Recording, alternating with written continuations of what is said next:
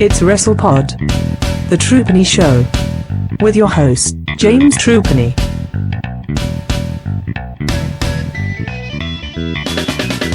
Hello, and welcome to the Troopany Show. My name is James Troopany. This is my show, and my guest today is Miss Chelsea Spollen. How are you, Mom? I am doing pretty well. I am a little tired, but I'm making it work. Well, we appreciate your time today, and today's subject is a subject close to both our hearts. It's the history of Joshi as we move on into part 2 of our history of Japanese wrestling. You sound very, very excited and enthused to get going there, Chelsea. Well, I mean, is there anything better than women's wrestling? Not many things, I have to say. Welcome back. That was awfully short for us, but long for you. So then, Joshi wrestling itself, women's wrestling in Japan, has been around for a while. And much like we talked about with Marcus last week, it kind of all happened after the Second World War there. Entertainment for the troops in the United States, in Japan, during the occupation after the Second World War. And interestingly, a lot of the book stars that they brought over were women. Mildred Burke did a tour in the late 1940s, which really kind of catapulted the sport for women in Japan forward into a new era. Well, you know, a era, because there wasn't an era for them before. And Mildred Burke's tour is quite an interesting kind of starting point. Do you know much about Mildred Burke, Chelsea? I mean, I've heard of her, but I mean, just the general gist. Yeah, she was a bit of a badass, really. She was the star of the women's wrestling division in the 1940s and pretty much into the 1950s until her promoter, who was her husband, fell out with her and they got a divorce. And you can find out about that if you look up a couple of articles by me on the WrestleTalk.tv website. I did a couple of articles a couple of years ago which kind of, chronicle that story. Okay, so there is a divorce in it. The NWA wants her to divorce, basically. That's basically the gist of it. But prior to that, Mildred Burke had her part to play in Japanese wrestling and her part in starting off promotions, really. And she would have a part later in Japanese wrestling, a part to play. But for the moment, we're in the late 1940s and those matches have taken place. And then Japanese wrestling for women started to appear everywhere, and promotions and organizations just kind of exploded in the 1940s and 50s. But it wasn't really very focused. I guess what really sticks out to me is that there were women who were being trained in the sport, but they were, at that time, almost exclusively being trained by men. And I think that might be part of why, I mean, when I look up wrestlers from that time period and I look up the moves that they were known for, or when I watch analysis of it, it's interesting because I feel like the women's wrestling of that time kind of didn't have some of the hallmarks of what I think of as the Joshi, as like a genre. Like, it wasn't quite as hard hitting. There wasn't as much of a martial arts influence in parts of it. And I sort of wonder how much of a difference it made once the women started being trained by women. That's interesting. Yeah, it's kind of like a Puro Wrestling light, isn't it? It's not this. It's kind of very similar to what people in JWA were doing.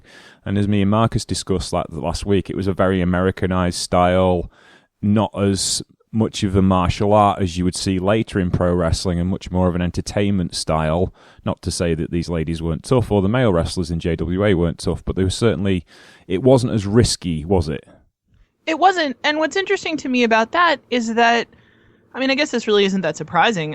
What I know about men's wrestling in the time is that a lot of that was influenced by martial arts. Like, martial arts was part of how they sold it to the audience as something that was sort of semi-realistic. You know, it was part of how they made it believable because that was familiar. Because, of course, there's like a long tradition in Japan of martial arts as performance. You know, I mean, you have sumo and other things like that. But I sort of wonder how much of the, like you said, the diet component of it has to do with the women having been trained by men who would assume that the women maybe weren't capable athletically, or that it wasn't like morally okay for them to go as hard as the dudes. Yeah, that's interesting. And because if you look at the later Joshi that we know and love, which is probably from around about 1968 onwards, certainly they didn't start pulling back in that era, did they? Yeah, no, not at all. So we're kind of talking about the industry at the time was kind of like fairly mirroring what the guys did. And I did find there is one movie clip from this particular era. It was a Pathé newsreel, which you can find on YouTube because it is public copyrighted, with a brilliantly English commentary of it on it, which is, it's shot of Japanese women's wrestling, and it is fairly kind of like action-packed because obviously they picked the best bits, and then the commentary coming over is just very British and very misogynistic. Shocker! Yes. Women doing things, but they don't have a penis, Brian. Yeah, so... Because that never happens in wrestling commentary now. No, never at all. Anyway, yeah. But yeah, and actually, funnily enough, there's a quite famous Mildred Burt newsreel from about the same time period, which shows her in this wrestling match defending the World's Championship. And in the end, using camera trickery, she morphs into wearing a dress and heels as she walks across the ring to close the newsreel out. And it is like, yeah, okay. Can't celebrate her for just being an athlete. You have to celebrate her for being a woman as well. And this is the kind of thing they were dealing with in Japan as well as in the United States of America. It's interesting because Mildred Burke had kind of this pinup look to her, at least in a lot of the pictures I've seen of her. She had a little bit of what I think of sort of like a Betty Page aesthetic, but stronger, more athletic.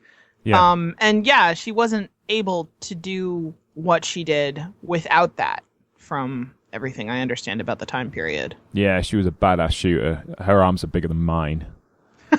Seriously. You look at pictures of her and it's like, that Rosie the Riveter kind of look. She looked like that, but bigger. She was something else, and was genuinely a badass shooter as well. She had to defend her championship in many a match where promoters were working against her. And when she did finally lose the Women's World Championship, not the NWA World Championship, mind you, this was the Women's World Championship that actually originated in the 1890s, the very first Women's World Championship. And actually, just as a quick aside, ended up under the ownership of Vince McMahon Jr. in 1983 when the Fabulous Moolah signed with WWF as it was then, because she had the rights to the Women's Championship as the Women's Champion, which means that the current WWE Women's Championship is actually descended from the original World's Championship. That kind of makes me feel warm and fuzzy inside. It did too when I found that out. I did the maths and it's like, there's been lineage breaks and stuff, but it actually is genuinely, if Vince had control of it in 83 and though it may have been rested, that's genuinely a world championship. But we're kind of drifting off from our point today. Now, the business in Japan kind of fluxed in and out and was popular up until the early 1960s, then kind of died away again. And you had kind of the things happened in the UK in the recent years, just too many companies producing too much wrestling, so it's flooded the market and there isn't enough stars to go around to make all these promotions work, and it kind of dies down and is seen as a bit, backstreetish and a bit grotty, unfortunately. Right. But there was one woman who, could bring it all together, and that was the NWA and World's Women's Champion, the Fabulous Moolah, who appeared in, I think it was 1965 or 1966, and defended the NWA Women's Championship in Japan, in Tokyo, as a matter of fact. The first time women had ever wrestled in Tokyo, certainly on a big card, and that improved things no end, because all of a sudden you had a focal point, and interest in Joshi happens again. And that's when the Matsunaga brothers, who helped organise that tour, form All Japan Women, for a long time, the oldest wrestling promotion in Japan, because it formed at the same time as JWA, but before New Japan and All Japan had formed. So it was the oldest national promotion for a very long time. That's really, really cool. We often talk about Fabulous Moolah on this particular podcast being an innovator, and it's another one of the things she innovated. She opened up Tokyo as well as opening up New York, and certainly it did her very good to have another market to work in. Just like we talked about Lou Thez working with Ricky Dozan on last week's show with Marcus, it's that same thing again, and it's not that the women copied the men, but obviously if it's worked once for the men, why wouldn't it work again? Just as a side note, were you as shocked as I, or maybe you weren't aware of this because I know you don't follow WWE very closely, but I was totally stunned when they mentioned the fabulous Moolah the other day in the promo that Sasha Banks gave on Raw a couple weeks ago, where she went out of her way to credit her, along with Mae Young, as being innovators in women's wrestling. I was stunned that WWE would want people to look into the fabulous Moolah in 2016. Yeah, Moolah was innovative, but she doesn't have the most sterling of reputations as far as treating other people correctly. And what's hilarious about that is that, I mean, there's no way that whoever signed off on that promo that Sasha gave wasn't completely aware of that fact. And I sort of wonder if modern WWE just views that as like a thing to cheerfully laugh about. Well, you see, like 15 years ago at the height of the Attitude Era, it wouldn't have mattered because the internet wasn't as big a thing as it is now. But you know, right. But now you can look up Spider Lady and Wendy Richter and realize that Moolah wasn't that kindly old lady who took nice bumps in comedy matches in the 1990s. She was actually a badass who got her own way. In fact, I've called her before the actual prototype for Triple H, more so than Flair or Harley Race, who obviously... She was more Triple H than Triple H is. Yeah. Let's just...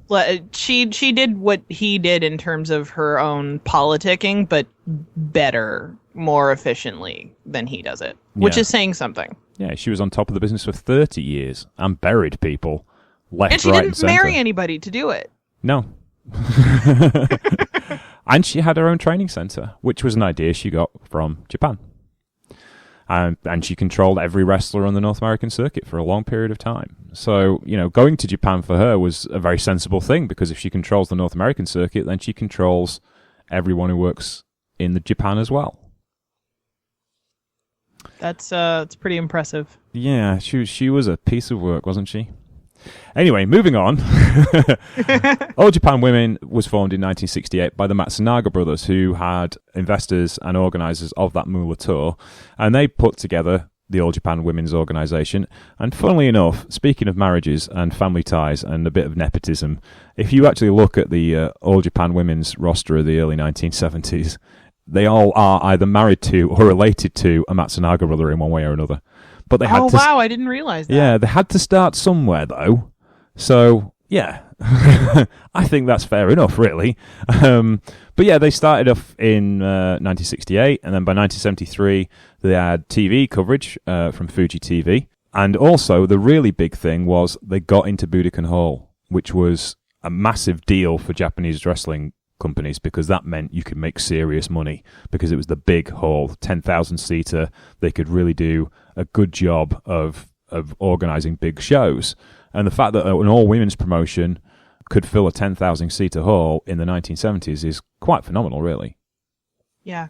Budokan is still the benchmark for a lot of Japanese performers, particularly musicians, in terms of determining whether or not they've made it. Like, if you've played Budokan to a sold-out crowd, you're legit. A large part of that comes down to that culture of the 70s, you know, the live album, Cheap Trick's live album, which is still considered like the standard rock album. I Want You to Want Me, the good version, is on that album. So, you know, you can see why Budokan was so important to wrestling companies, still is to this day. And they also managed to create a deal with Mildred Burke, who suddenly comes back into the story. Now, I talked earlier about Mildred Burke getting a divorce via the NWA, and when she finally left the NWA, or was kicked out, depending on which side of the story you see it from, I'm on with Mildred, she was kicked out. She started her own promotion in California, where there wasn't so many ties to the NWA, and the Shires and the LaBelles weren't that bothered about her, so she could get on with her wrestling life. She stopped wrestling herself, but she organised the WWWA, the World's Women's Wrestling Association, and she named herself World Women's Wrestling Association Champion, because she still felt she had lineage from the NWA Championship and the World Championship. But not how long after she retired the belt as well. However, she worked out a licensing deal with the Matsunaga brothers, which meant the AJW's top championship would become the WWWA championship, which obviously gave them instant lineage to the great wrestler that is Mildred Burke and the World's Women's Heavyweight Championship. Now, obviously, we talked again about Lou Thesz and the NWA International Championship, but this was a really big deal for All Japan Women. They suddenly had legitimacy in the sports fans' eyes of Japan. And continuity outside of it. Continuity that could be traced to outside of Japan. Yeah, which is really important because when you're starting a new promotion, especially in Japan, you want some kind of history behind it to make it all make sense. Otherwise, why would you go see this new thing when it's not come from anywhere? You know, it's really interesting, but I sort of feel like that's the case in Japan, but I can't... I mean, like, that's the case with all wrestling, as far as I can tell. Well, I mean, fans are very resistant to anything new. Yeah, definitely. I mean, if you look at TNA, obviously they had the association with the NWA when they first started, but I think that was really useful to them, especially to older fans, because they were trying to capture those WCW fans that didn't really, that we probably figured now they just disappeared into the ether, but those WCW fans that didn't tune into WWE and were looking for an alternative product, clearly TNA wasn't it, but, that's what they were trying to do. They were trying to, capture, well, we're new, but we've got some old school credibility with us as well. Here's an interesting question, though, that I want to discuss with you, because I know you have strong opinions about this. All Japan Women is a female space. It's a company that isn't using men in any way. It used midgets. We'll talk about that some other time. However, but it did actually, it's an all-female space. It's got no male wrestling on it whatsoever. Now, traditionally, in North America and in Europe, it was always a mix of women and men. And sometimes, not very often, but sometimes the women would be the key draw. But generally they were seen as a travelling attraction that you would put on the show to spike interest, to be something different.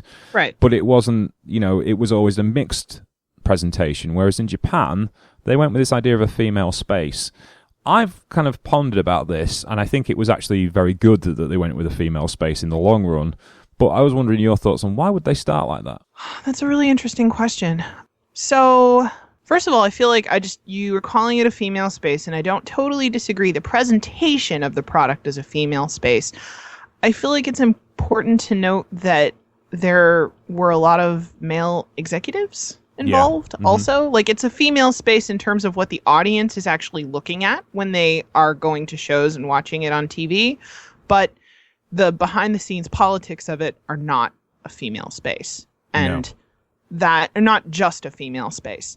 And I think that may be a factor. I feel like if you look at what was popular in Japanese entertainment at the time, the idea of the women being packaged as like a female-only product, I think they knew that it would get women to watch, although that may not have been their top priority at the time. I think they knew there was money there. And I also think that it likely occurred to them that the women could be used for titillation in a way that they were just never going to get. Like, you're not going to get most wrestling fans, especially at that time period, to show up to watch a wrestling show because they thought the male wrestlers were sexy. I mean, that's not to say that that wasn't the case, that there weren't male wrestling fans showing up because they thought the male wrestlers were hot, but that's not something that that the Japanese executives who run those companies were thinking about at the time. No, and you've seen pictures of Ricky Dozan, right? I mean, he's a good-looking lad, but, I'm just saying. Anyway, but that's interesting because it does. Yeah, I mean, there is that angle of like, how do we make this an attraction? And it just struck me as interesting that it's like, here's the precedent is we've always had joint mixed wrestling, not intergender wrestling, obviously yet, but we've certainly had like a joint presentation of this stuff, and traditionally as well, because obviously the female rosters were smaller, because there wasn't as much of it, it was easier to control. And then all of a sudden you're getting this full roster. But again, I suppose this kind of like leans into the traditions that JWA was built on, because you had the sumo ideal, didn't you? There's a stable of wrestlers. So if we build a stable of wrestlers, they've all got to be roughly the same with variations within that same to make it work. And I suppose that's possibly another reason why. Yeah. And I'm thinking about it like, what benefits do you have having just women in the product with no men at all? I sort of wonder if part of the appeal was that it was seen as almost like avant-garde, like very, very risque, maybe? Possibly, yeah. For there to be women doing violent things to each other with no men to save them or intervene. It's interesting. I know it's possibly something we could come back to, because certainly it didn't stay very sedate for long after this particular point, because by the time we get to 1973, you're starting to get big TV numbers and big crowds at Budokan, and all the other smaller venues that they were using week to week. But what really put them on the map was their first bona fide hit wrestlers. And we're going to talk about these guys today, and possibly some others as well. As you can tell, there is not as much to talk about with Joshi in these periods, because everything's kind of building up to something big.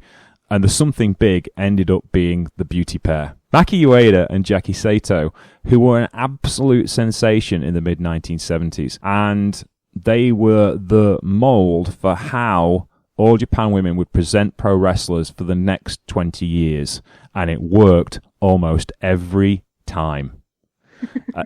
And it's unreal to believe that, really, when you think about it, because it's like, you have formulas in pro wrestling, because pro wrestling is as old as the hills, but for the same thing to work better each time, that's quite remarkable. But let's give you the layup of the beauty pair. They were joined together right at the beginning of their careers, and they were just instant hits. The young women that became the major fan base for All Japan Women adored them, and this was the start of screaming girls at All Japan Women shows, just screaming the house down. And the beauty pair rode that wave of success. They were really good wrestlers, they were charismatic, and the young women who loved All Japan Women just latched onto them. And it was quite a phenomenon. I also feel like they were very relatable. Yeah.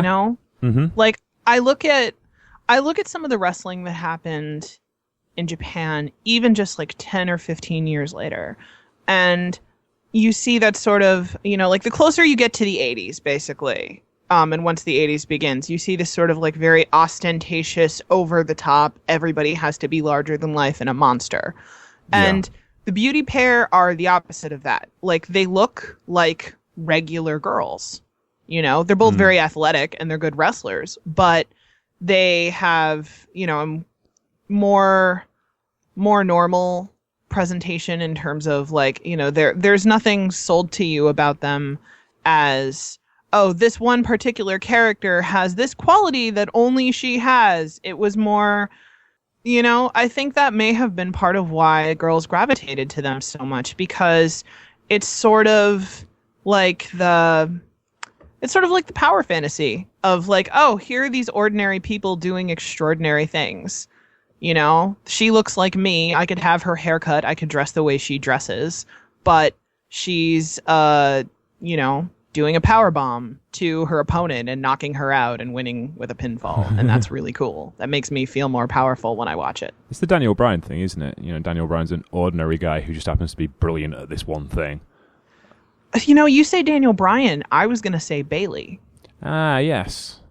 That's interesting. Yeah. Bayley looks, even though she looks like a WWE women's wrestler, but she also looks more like an ordinary person compared to, say, somebody like Sasha Banks, who is very over the top, very like, super stylish, very curated costumes and movements. And Bayley is more, she's larger than life in terms of the energy she exudes, but she's more average, and I think that works for her.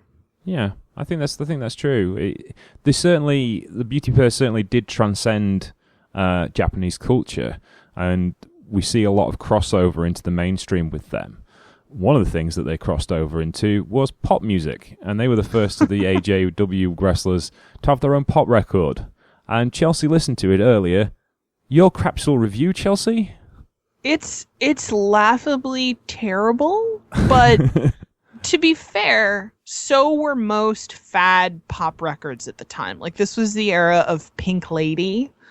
It's meant to be disposable. Like, a lot of music in the 70s was, and particularly in Japan, they were very like, hey, let's make this single and you guys are going to buy it because of who's on the cover.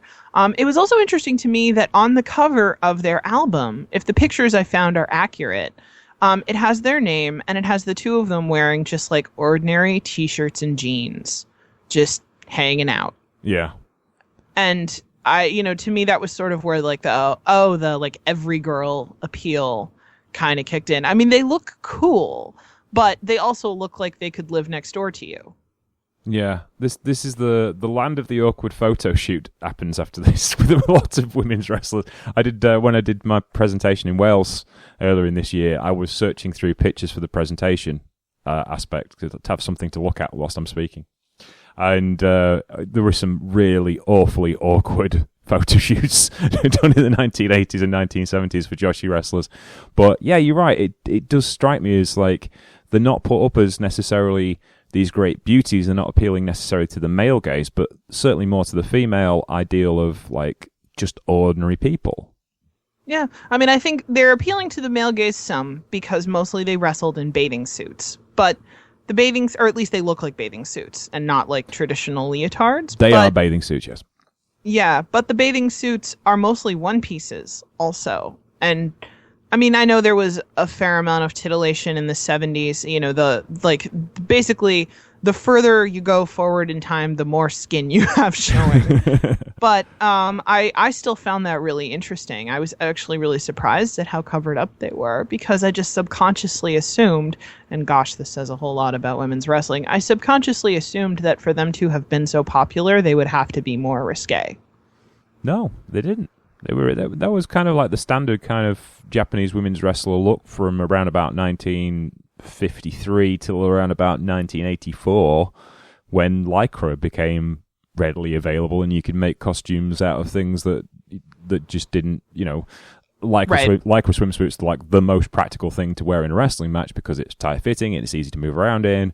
Right. And, you know, you can have different coloured ones, so they're relatively cheap and they're easily replaceable. But as fabric quality got better, obviously, clearly, I have no clue what I'm talking about when it comes to fabrics, but you know, they could actually make these things look more interesting as they got older. And you know, when you get to like the LCO in the 1990s, and they're coming to the ring in period costumes, and you realize how far they've gone with this. Yeah. The Beauty Pair were interesting, like we said, because they crossed over into the mainstream. And one person that really took hold of them and saw the potential in them as different was a manga writer called, and I'm going to pronounce this wrong, so you're going to have to help me, Haruka Takachio? Haruka Takachiho. Yeah, pretty close. Right. Close-ish. Now, the manga itself was written about a couple of agents for the WWWA agency, who are an international crime and government agency. Boy, I wonder where he got those initials from. One wonders. Yes, indeed. And they were the characters themselves were a complete disaster area that you know, tend to try and avoid mass genocide in their actions every time and fail miserably. But the comic book was actually put together by get it right again, Terchiko, when he'd actually gone to see the Beauty Pair wrestle, and he decided to build these manga characters around essentially the two wrestlers, though they don't look quite like them, but the whole idea was based around the wrestling idea. It was actually a really big hit in the 80s as well for Torrance Smith and Adam Warren, who did an anglicized version for the American market. But it also was a big hit in Japan in the 1970s and was one of like the key mangas, certainly when I was getting into manga in the 90s, and Manga Mania did big features on Takichio and the Dirty Pair, and they actually serialized the American version. So I was always kind of reading it like as a comic book, but I kept seeing the jokes in it that were wrestling-based jokes. It's that's interesting. Early days of kind of like postmodernism and crossover of these styles. Huh. Because my exposure to anime and manga predates my interest in wrestling, so I was familiar with Dirty Pair. I think I probably watched a couple episodes of the OVA. I totally missed that it was wrestling related at all. Yeah, if you don't know what you're looking for, and it's perfectly good manga and anime, but if you kind of like know in on the joke, it's quite interesting. Now, over this particular time period, AJW had established its boundaries as a promotion, and they realized that they needed to look after the women in their charge. And this comes from Japanese entertainment in general. There is a belief that Japanese women have a certain shelf life in the public eye, and AJW arbitrarily put their retirement age at 26, which is one, to protect the women from the amount of damage they were doing to themselves, because by the time we get to the late 1970s, they are inflicting a lot of damage on each other, but also because, well, as you've said before, Chelsea, at 26, it's Christmas cakes. Nobody wants them anymore, do they? Nobody wants them after the 25th. There you go. So it was kind of a misogynistic way of looking at things, but it did guarantee good business, because obviously as soon as someone hits 26 and they have to retire, then you get to replace them with somebody new. Now, we can probably name 2 or 3 promotions that probably should have done this themselves down the years and said, we're not booking you because you're over this age. And so come WrestleMania, I'm sure we'll be saying it again. Big sigh. Every year, 3 or 4 part-timers come in and go over the people who are going to be at work on Monday. There you go. And, you know, it's annoying, but AJW kind of hit on the deal of how to get past that. Also, the women that work for AJW were not allowed to take drugs, which is obviously a fairly sensible thing. Not allowed to smoke, not allowed to drink, and not allowed to have boyfriends, because they had to be available all the way through their careers, which is, well, a bit controlling, to say the least, but probably sensible from a business point of view. I would just like to point out that WWE appears to have similar expectations of some of their female wrestlers in 2016. Interesting, isn't it? It's terrifying was the word I was going to use. All right. Terrifying, yes. It's one of those things that doesn't go away, does it? The guys can do what they like, and probably, quite honestly, probably do what they like, and there's probably an entire bunch of lawyers who spend a lot of time covering things, but I'm sure that isn't true. But yeah, maybe. It's, Alberto Del Rio was able to leave WWE on pretty good terms, and at least if what he says is true. And it doesn't seem to have hurt his career at all that he has this relationship with Paige. But there have been rumors about her being on the verge of being fired since their relationship was made public. Yeah, and it's like, why? Because it's like, she's involved with someone who, there was no end of wrestlers that were involved with other wrestlers. I mean, it's like, Johnny Gargano is married to Candice LeRae. Candice LeRae, who doesn't work for WWE. Are you going to tell him what to do with his relationship? No, nobody cares. No. So there you go. But yes, this was kind of part of the Japanese entertainment scene as well. Certainly pop stars, and then there's been a couple of high-profile cases of young female TV presenters and pop stars having affairs and pretty much killing their careers stone dead in short order as of late. And whereas male pop stars and male TV presenters get to do what they like. It's still there in Japanese culture, unfortunately. Yep. And American culture and British culture and culture all around the world, because that's the way the world is. And unfortunately, we're not going to change it on this podcast, but it was just, an aside. But that... it's worth noting. It is. That that age issue does mean that the company moves on very quickly, because you only have 5 or 6 years of these wrestlers being at the very top. So by 1981, the beauty pair have split up, and they're feuding over the WWA Heavyweight Championship, the number 1 belt in the company, and then they're gone. That's it. They're done. Didn't Jackie Sato, wasn't she partly responsible for JWP changing their mandatory retirement policy? Yes, I think she was, because she was the trainer for JWP and one of the original owners. Yeah. And obviously, you've got Devil Masami kicking around, who's no longer being hired by AJW, who Jackie Sato had a lot of involvement with in the late 1970s and early 1980s, and she's still a fantastic talent, and you can still make money with her, so why wouldn't you? She also trained Jaguar Yokota, who is 55 and still wrestling as a freelancer from time to time. Yeah, and Jaguar Yokota was really the next person to take over at the top of the card. And Jaguar Yokota, I have gone on and on about Joshi wrestlers being the best wrestlers in the world, and Jaguar Yokota is the genesis of that. In 1981, she was about 19 years old. She was WWA Women's Champion, WWA, it's really hard not to get that wrong, WWA Women's Champion, and she was astoundingly good as a pro wrestler. She's the flipping of the switch, isn't she? Yeah. Where it goes from the wrestling that is good and maybe a little stiff, people take bumps that look like they hurt, but it goes from that, where you can watch a wrestling match and get into it, but there's sort of this like rhythmic flow where it doesn't get interrupted by anything that's too violent, to getting more towards the Joshi that we think about today, where it's like, oh my God, why would you do that to a person? That looks so violent and painful. Yeah, she's the start point for, the Asukas, Miko Satomura's, Manami Toyota's, Aja Kong's, Dynamite Kansai's. She's the start point. She's the one that really flicks things forward and takes a giant leap with pro wrestling. And she was so over. Just so over in AJW in 1981. She gets the championship in 1981. La Galactica, there you go. They got it sorted. La Galactica, yeah. Got all that for getting it right. So Jackie Sato wins the championship in 1980, and then Jaguar Yokota defeats her for a house show and holds the championship for 108 days, which is a ridiculous length of time for a champion in this particular period. And certainly if you look, the previous champion, who was Jackie Sato, again with a long reign, was 637 days.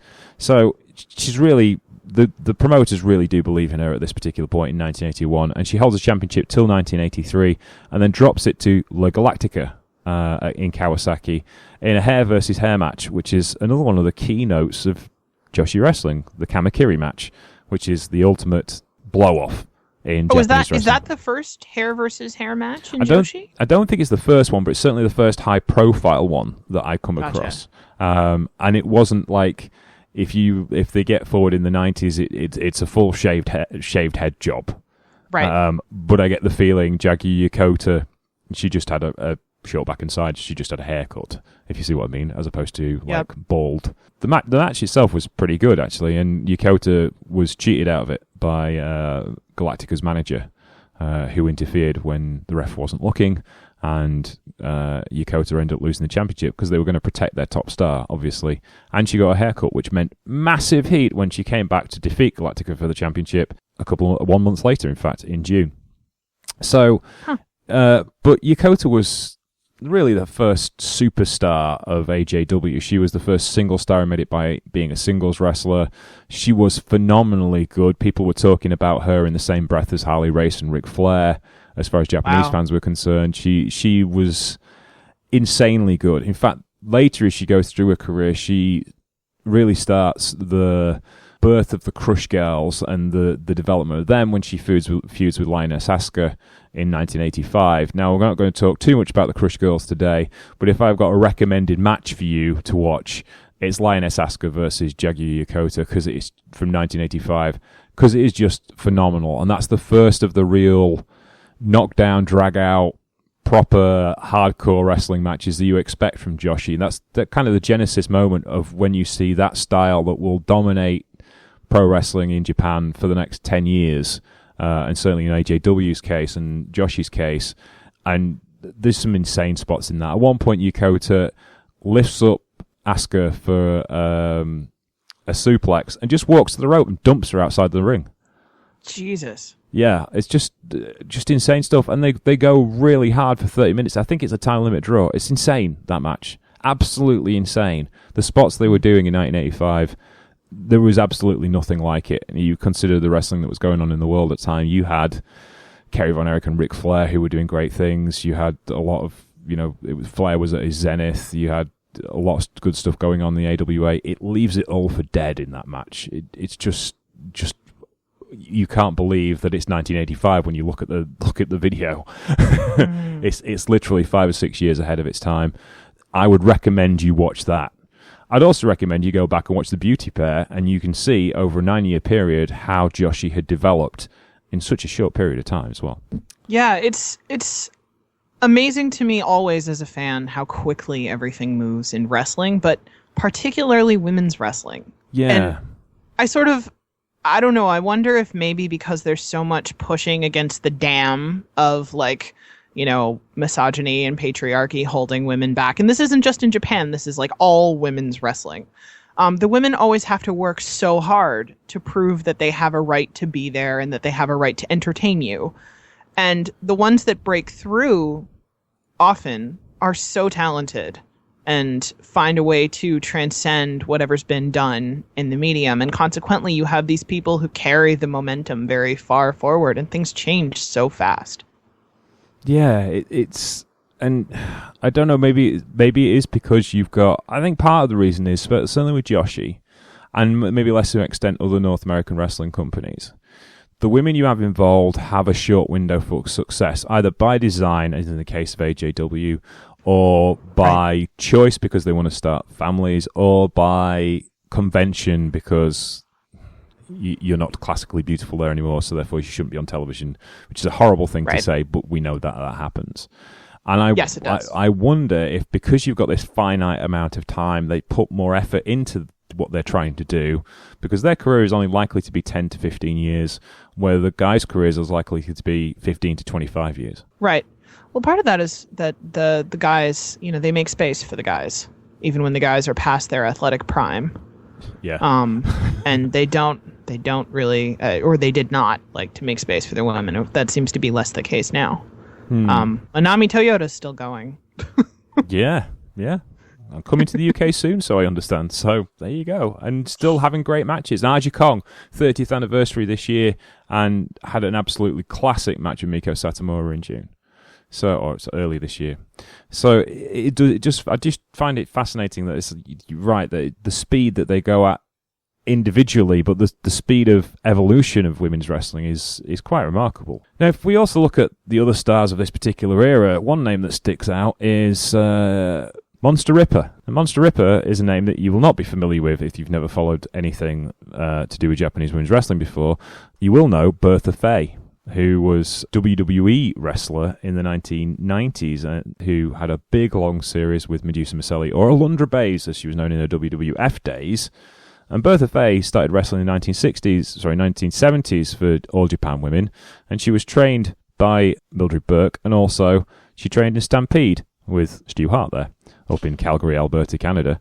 The interesting thing for me is AJW had a bit of a deal with Stampede, and the women from AJW would go over and wrestle in Stampede from time to time, because I've actually seen matches of Japanese women's wrestling from Calgary, which is a bit of an odd one. I could understand them having a deal with New Japan Pro Wrestling, because obviously, Stu had a deal with them as far as the Hart brothers were concerned, and the Dynamite Kid and Davey Boy Smith. But it was interesting because I was watching an old Stampede tape from somewhere one night, and all of a sudden there's two women from Japan wrestling in the middle of a Calgary ring. So wow, interesting how those lines developed. Now Bertha Faye Monster Ripper as she was in All Japan, did go over there by herself, and for a long while she was the only Gaijin who worked for All Japan Women, and in fact at one point was pretty much convinced she should go home, really. But the person who actually turned her mind around was the Dynamite Kid, who she'd obviously been friends with in Calgary, and she stuck it out, and she ended up with quite a long career in Japan just because she was a compelling character as Monster Ripper. She was an absolute top-line heel, and she keeps cropping up in All Japan history. Her first championship win was in 1979 when she defeated Jackie Sato. 1979, where she defeated Jackie Sato and ended Jackie Sato's massive run. And again, it was a short championship reign. She took it back from Jackie Sato. Jackie Sato took it back from her in 1979, and then she won it back for the second time in March of 1980, and which before. I guess her contract must have run out because she dropped the championship to vacate it in August of 1980. And she was also in the corner of Galactica when Jaguar Yokota was defeated by her. So it's interesting that, you do get some foreign stars. Now, obviously, there was talent deals with Mildred Burke's organization in the late 1960s, and there's always that Gaijin feel as far as bringing people in. That old idea of nationalism that we talked about last week with JWA, still fairly pertinent to the Japanese people, and interesting that they could make money with a wrestler who was Canadian, really, kind of came across as an American, and a character that was absolute monster heel. Did you see any of Bertha Faye back in the 90s? Because you're kind of late to the wrestling fandom game, aren't you? Yes, but I've seen Monster Ripper. I watched a match once that she had with a wrestler who I think her name was Candy Divine. Yeah. Mm-hmm. Because someone mentioned to me that her aesthetic is what WWE is trying to do with Nia Jax right now. That's interesting, yeah. And it kind of is. I mean, like, she's a big bruiser heel, and she has, like, the big scary face paint and the big hair. And she's supposed to be very scary and very intimidating. And in the match I saw with Candy Divine, she's sort of tossing around this very slender blonde woman and, you know, screaming at her. And they actually don't even really lock up most of the time. There isn't really a lot of wrestling. It's more her, like, you know, figuring out creative ways to toss her opponent around and, you know, Irish whip her into the ropes and then grab her and throw her down for a leg drop, that kind of thing. Yeah, I think you basically, Monster Ripper is kind of like the blueprint for what comes next, much in the same way Jaguar Yokota is in the blueprint for what comes next pro wrestling with AJW. You know, there is Jaguar Yokota leads on to the Crush Girls, and Dump Matsumoto really is kind of heavily influenced by Monster Ripper. It does intrigue me as to, they take these little ideas and then develop them and then push them and then move them on. Yeah. It seems so successful, but it's just the same ideas being repeated with different wrestlers. But you can do that when you have such a high turnover of wrestlers because of that 26 rule. Well, I mean, it's also really hard to do anything new after a certain point. You know, you kind of, if you can't come up with a brand new way to present a certain aesthetic, sort of the best thing you can do maybe is give somebody at least a new talent to root for if they embody the same aesthetic. I don't know. Interesting. Is there any particular matches or wrestlers you would recommend from this particular time period? I watched a match with Jaki Sato and Tomi Aoyama that sort of gave me, I feel like, a good sense of what made her special. Like, I don't know if it's necessarily like a great match, but it gave me a better understanding of who she was. I was trying to figure out sort of like the formula they used for the beauty pair, and when I realized that she was like the sporty spice of the two, I was like, oh, okay, that makes sense. That was my takeaway. Yeah, I mean, I would certainly recommend anything with Jaki Sato in. Jaguar Yokota, I would recommend all day and all night. She does some amazing, amazing things in that particular time period. One thing I found interesting as well is the production values of the show. It's very basic, but also kind of advanced. It's very similar to how British wrestling was presented, and I suppose in this particular time period, it was very similar to American wrestling was presented, but it was full shows. They didn't like just tape for TV. They did a full show of wrestling action, usually tag matches with a decent main event as well. It was usually a championship match or a personal story main event. And it did really well for the ratings, which is one of the reasons why it stayed on Fuji TV for nearly 30 years. It's interesting that they film a lot of the matches just with a standard master shot, you know? You frame the ring and then you sort of zoom in. And there's the occasional like close-ups of their faces or of particular moves. But it's interesting because to me, like, I'm used to watching WWE, right? So WWE does not do that. They cut away and cut back very, very often, which... I know that some people find very irritating. It seems to be something that Japanese wrestling still holds on to today. Like when I watched the way that that things are filmed now, it's still, you know, the focus is on the motion of the wrestling match and not the camera work so much. You know, they're not trying to impress you with really sophisticated artistic ways to film what you're watching. They're trying to impress you with the athleticism and performance that you're watching. Yeah, that does change as we get into the 80s, but not by much. And we'll discuss that because I think production values are really important to how Joshi has succeeded. So my takeaways for this particular episode, and we've talked a lot on the last episode about the pillars of what makes Puroresu so... the basic storytelling pillars of Puroresu. I would suggest in this particular, in this genre of Joshi, you've got to think about the retirement age of 26. That really drives the promotion forward. Athletic young women who are focusing or starting to focus at this point on their athletic ability, less on the storytelling and the characters, but it's still there. It's still layered in.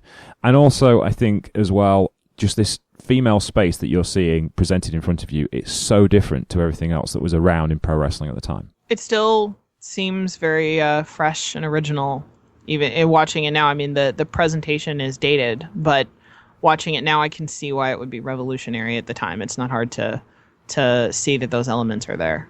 Yeah. So thank you very much today for your time, Chelsea. I appreciate it. Thank you for having me. We hope you found today's chat informative.